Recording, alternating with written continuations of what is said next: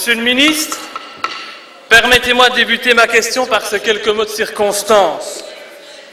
Congolais, Congolaises, combattants de l'indépendance, nous avons connu les ironies, les insultes, Madame Lallieu, les coups que nous devons subir matin, midi et soir parce que nous étions des nègres. Nous avons connu que la loi n'était jamais la même selon qu'il s'agissait d'un blanc ou d'un noir.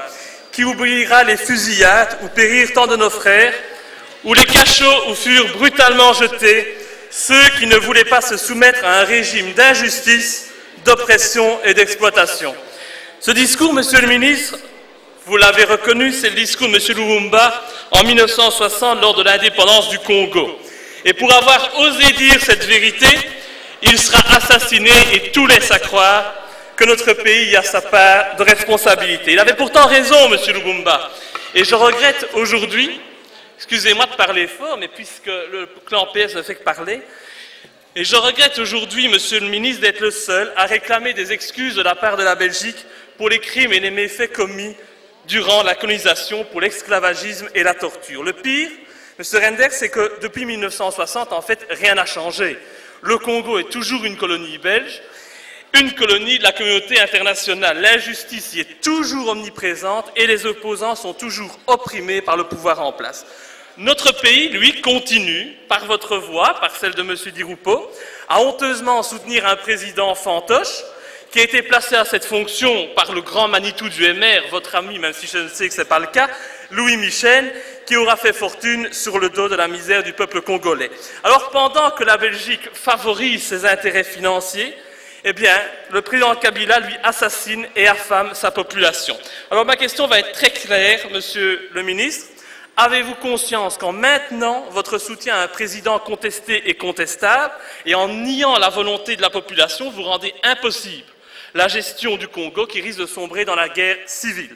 Assumerez-vous dès lors d'avoir sur les mains le sang qui risque d'être versé à cause de la situation de fait que vous persistez à défendre? Je vous remercie. Merci beaucoup. Monsieur le vice-premier ministre.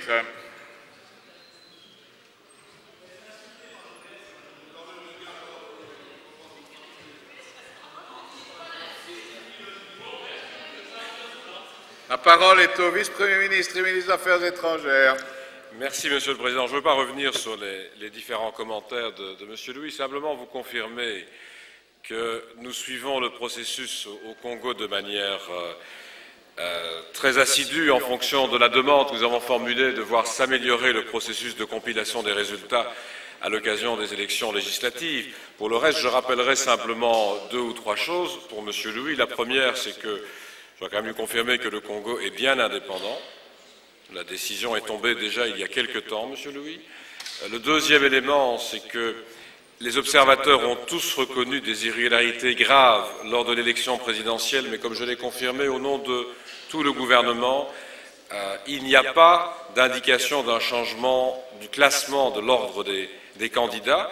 Et 3, c'est la raison pour laquelle le Premier ministre a tenu, comme je l'avais fait déjà, à féliciter l'ensemble des forces congolaises, je le rappelle, pour leur participation au processus électoral et a tenu également à signaler au président Kabila que nous souhaitions poursuivre nos travaux en faveur de la population congolaise. Pour le reste, il n'y a aucun soutien en particulier à un régime ou à un autre. Il y a toujours la même volonté de tenter de faire progresser le processus démocratique au Congo comme ailleurs et de tenter surtout d'aider une population qui en a bien besoin dans un très grand nombre de domaines. Mais je le répète, Monsieur le Président, je ne vais pas revenir sur les autres remarques de M. Louis qui, à mon avis, je parle de vos remarques, n'ont pas beaucoup de place dans une assemblée comme la nôtre. Merci beaucoup, Monsieur Louis. C'est évidemment beaucoup plus facile, M. Renders, de ne pas en parler et de se voiler la face. Maintenant, je vous confirme que le Congo n'est pas indépendant puisque ce pays, et surtout le peuple congolais, n'a pas le droit d'élire son président et qu'avant d'être le président des Congolais, c'est le président de la communauté internationale pour permettre à cette même communauté internationale et à la Belgique de se servir des richesses du Congo alors que la population, elle, meurt de faim tous les jours quand elle n'est pas assassinée par Kabila que vous défendez. Merci beaucoup, Monsieur.